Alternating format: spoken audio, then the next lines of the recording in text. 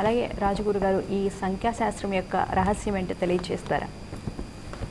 సంఖ్యాశాస్త్రము అనగానే మనం మామూలుగా ఒక మనం చెప్పినప్పుడు ఏవేవో చెప్తుంటాం, చాలా రకాలుగా చెప్తున్నాం, చాలా రకాలుగా వింటున్నాం. కానీ ఈ సంఖ్యలో ఏముంది అసలు? దీని శక్తి ఏంటి? ఒక సంఖ్య ఉందనుకోండి, ఇప్పుడు అదే మనం ఇండియన్ పీనల్ కోడ్ తీసుకుందాం. 302 సెక్షన్ ప్రకారము అన్నాం. 302 అంటే ఏంటి?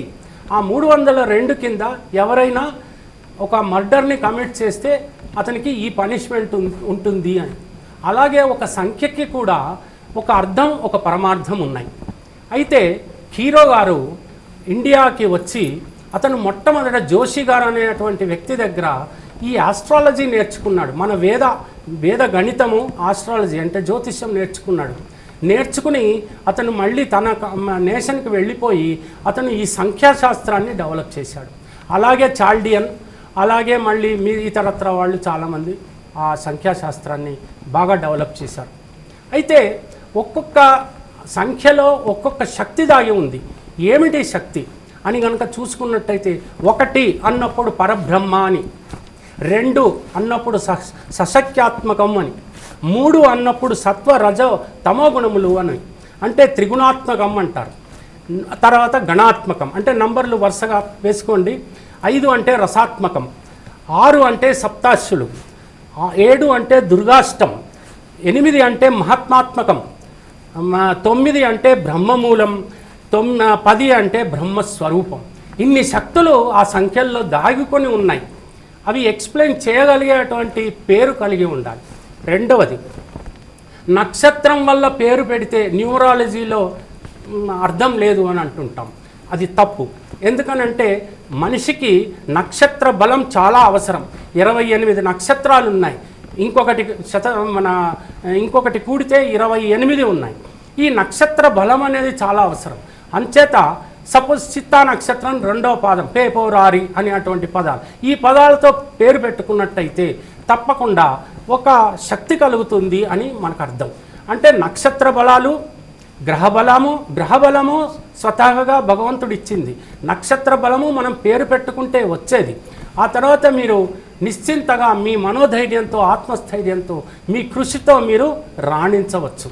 అయితే మూడవ విషయం ఏమిటనంటే, ఈ యొక్క కొన్ని నంబర్స్ చెప్తుంటారు.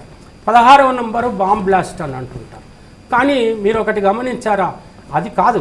యాక్చువల్గా 16వ నంబరు బాంబ్ బ్లాస్ట్ అని, తర్వాత ఫలానా నంబరు అది చాలా మనిషిని ఇబ్బందుల్లో పెడుతుందని అనుకోవడం తప్పు. ఎందుకనంటే మనం 1, 2, 3, 4, 10 దాకా చూసినప్పుడు ప్రతి దాంట్లో ఒక శక్తి దాగి ఉంది. అటువంటప్పుడు అందులో మళ్ళీ ఎటువంటి దోషాలు కానీ ఏమీ ఉండవు. మనం ఎన్నుకునేటువంటి శబ్దము మనకు అనుకూలంగా ఉండాలి, మన నక్షత్రానికి అనుకూలంగా ఉండాలి. ముఖ్యంగా వెస్టర్న్ కంట్రీస్లో ఏదైతే పేర్లు పెడతారో వాటికి భౌతిక స్వరూపం మాత్రమే ఉంటుంది.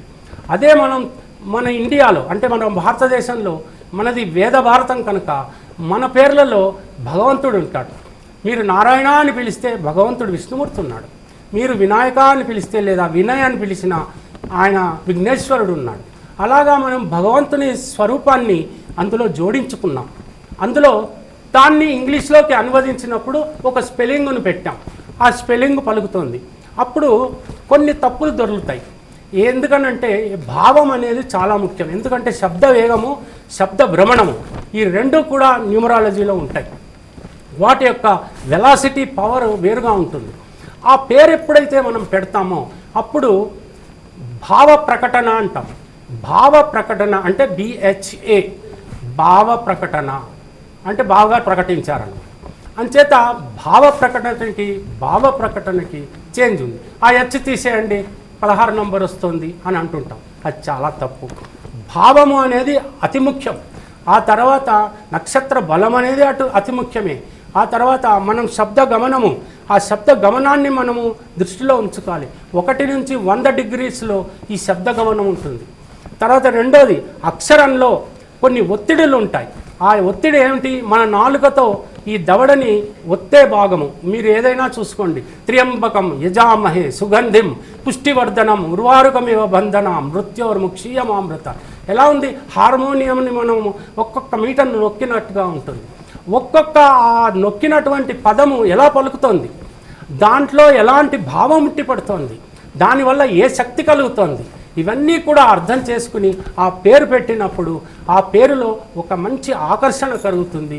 ఆహా, పిలిచిన 10 సార్లు మనం పిలిస్తే వాడికి పుణ్యం దక్కుతుంది, మనకు మంచి కలుగుతుంది. సరే గురుగారు, చాలా చక్కటి విషయాలు తెలియజేశారు.